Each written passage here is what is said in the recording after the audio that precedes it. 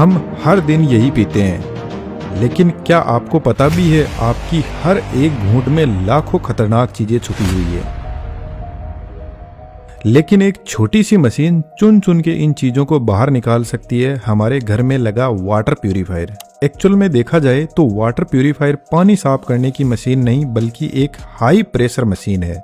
इसके अंदर लगा छोटा सा इलेक्ट्रिक पंप 100 से 150 psi तक का प्रेशर जनरेट करता है। कंपैरिजन के लिए हमारी कार के टायर में 30 to 40 psi का प्रेशर होता है। इसका रीजन सिंपल है, वाटर प्यूरिफायर केमिकल नहीं बल्कि मैकेनिकल प्रोसेस से पानी को क्लीन करता है। यह पानी से खराब ही नहीं बल्कि कई बार अच्छी चीजें भी अलग कर देता है, लेकिन खुद से कोई भी केमिकल ऐड नहीं करता है। और जो लोग ऐसा सोचते हैं कि बारिश का पानी साफ होता है और मिनरल से भरपूर होता है, तो थोड़ा रुकिए, आगे हम इसको साइंटिफिक फैक्ट के साथ में वेरीफाई करेंगे। वाटर प्यूरिफायर का सबसे पहला सेडिमेंट फिल्टर होता है। इसका टेक्निकल नाम आप देख सकते हो, जिसके अंदर कुछ इस टाइप का एक रोल होता है जो पॉलीप्रोपिलीन का बना होता है। यह एक फूड ग्रेड प्लास्टिक है जो सेफ भी है और नॉन टॉक्सिक भी है। अगर हम इसकी एक लेयर को ओपन करके देखें तो इसके अंदर बहुत छोटे छोटे पोर होते हैं जिनकी साइज 5 to 20 माइक्रोन होती है। कंपैरिजन के लिए हमारे बाल की मोटाई करीब 70 माइक्रोन होती है। इसलिए घरों में generally 5 micron sand filter use किया जाता है, क्योंकि डस्ट पार्टिकल की साइज लगभग 10 माइक्रोन तक होती है। यह फिल्टर धूल, मिट्टी और प्लास्टिक के छोटे टुकड़ों को रोक लेता है। लेकिन बैक्टीरिया की साइज 0.2 माइक्रोन होती है जो इससे आसानी से आगे निकल जाते हैं। इसका फिजिकल सेटअप सिंपल होता है। पानी बाहर से कुछ इस तरीके से अंदर आता है, जहां धूल मिट्टी बाहर ही रुक जाते हैं और साफ पानी पोर से होकर अंदर ट्यूब में जमा होता है, जहां से आगे जाता है। लेकिन ध्यान देने वाली बात यह है कि इस स्टेज पर भी पानी का TDS 1000 या उससे ज्यादा हो सकता है। TDS क्या होता है और यह क्यों इम्पोर्टेंट है, इसे हम थोड़ी देर में डिटेल से समझेंगे। कमेंट में जरूर लिखना आपके एरिया का TDS कितना है। तो सबसे पहले एक छोटा सा काम कर लीजिएगा, वीडियो को लाइक और चैनल को सब्सक्राइब जरूर से कर लीजिएगा। वाटर प्यूरिफायर में मेम्ब्रेन एक बहुत ही इंपॉर्टेंट कंपोनेंट होता है, तो उसकी सेफ्टी जरूरी है। इसलिए बड़े डस्ट पार्टिकल को पहले ही रोक लिया जाता है, वरना मेम्ब्रेन तो इन सबको एक साथ में ही क्लियर कर सकती है।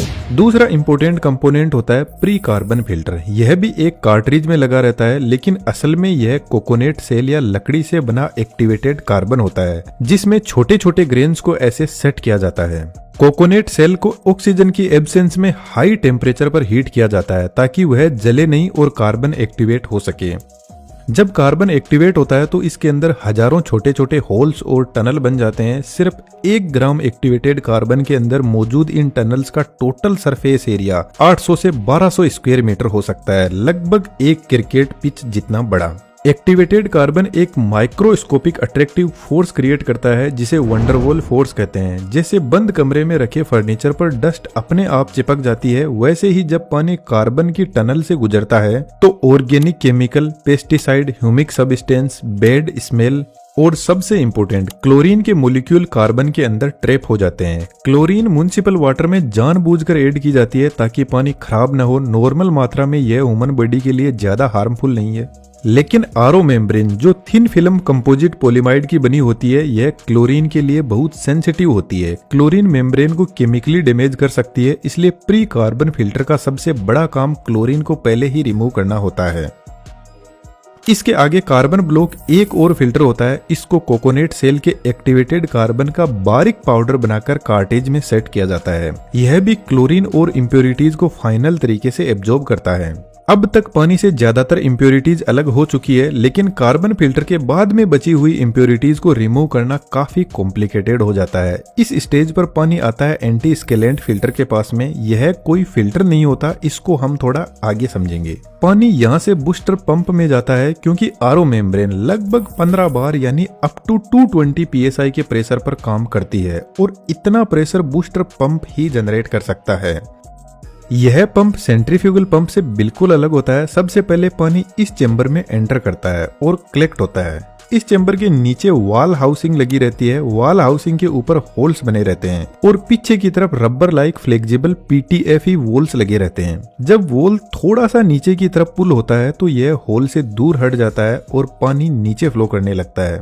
अब सवाल आता है कि वोल को पुल करेगा कौन? तो फिर वोल हाउसिंग के नीचे एक और असेंबली होती है, जहां पर 3 पिस्टन डायफ्राम पर अपने अपने अलग अलग चेंबर में लगे रहते हैं। पिस्टन कुछ इस तरीके से मूव करता है। जब वॉल हाउसिंग डायफ्राम के ऊपर कुछ इस तरीके से अच्छे से सेट हो जाती है और जब पिस्टन पीछे जाता है तो वह वैक्यूम क्रिएट करता है, जिससे वॉल भी पीछे जाता है और यह होल ओपन हो जाते हैं और पानी अंदर चला जाता है। यह ठीक एक सिरिंज की तरह काम करता है। जब यह चेंबर पानी से फुल हो जाता है और पिस्टन वापस ऊपर जाएगा तो अब वॉल के ऊपर बाहर की साइड में फोर्स लगेगा, जिससे यह सभी होल टाइटली बंद हो जाएंगे। तो फिर अब पानी के लिए एक नया रास्ता खुलता है। पिस्टन के प्रेशर से यह वाला सेंट्रल वॉल बाहर की साइड में खुल जाता है और हाई प्रेशर पानी इधर से बाहर निकल जाता है और आगे मेम्ब्रेन की तरफ जाता है। यह एक अलग टाइप का पंप है। इसका मैकेनिज्म थोड़ा सा कॉम्प्लिकेटेड है, तो मैं आपको सिंपल लैंग्वेज में समझा देता हूँ। मान लो यह सिरिंज है, लेकिन इसमें एक की जगह दो ओपनिंग है, एक इनलेट और एक आउटलेट। जो इनलेट साइड है इसमें वॉल को अंदर की तरफ लगाते हैं और आउटलेट साइड में वॉल को बाहर की साइड में लगाते हैं। जब हम पिस्टन को पीछे की तरफ खींचेंगे तो वैक्यूम क्रिएट होगा और इनलेट वॉल पर अंदर की तरफ फोर्स लगेगा, जिसकी वजह से अंदर की तरफ यह वॉल ओपन हो जाएगा। लेकिन आउटलेट वॉल अंदर की तरफ वैक्यूम की वजह से और ज्यादा टाइट हो जाएगा, क्योंकि वह बाहर की साइड में खुलता है। अब जब पिस्टन को वापस फोर्स लगाएंगे तो इनलेट वाल्व पर फोर्स लगेगा तो वह मजबूती से बंद होगा और आउटलेट वाल्व बाहर की साइड में ओपन हो जाएगा। ठीक सेम ऐसा ही पंप काम करता है। पंप के नीचे लगी ड्राइव असेंबली को मोटर से पावर मिलती है। मोटर के रोटेशन से यह असेंबली अप डाउन वाइब्रेट करती है, जिसका फोर्स डायफ्राम और पिस्टन तक पहुंचता है। इस कॉन्टिन्यूअस मूवमेंट से पानी को हाई प्रेशर पर मेम्ब्रेन तक पुश किया जाता है। मेम्ब्रेन एक तरीके से रोल शेप में बनी होती है और एक्चुअल में फिल्टरिंग का काम यही करती है।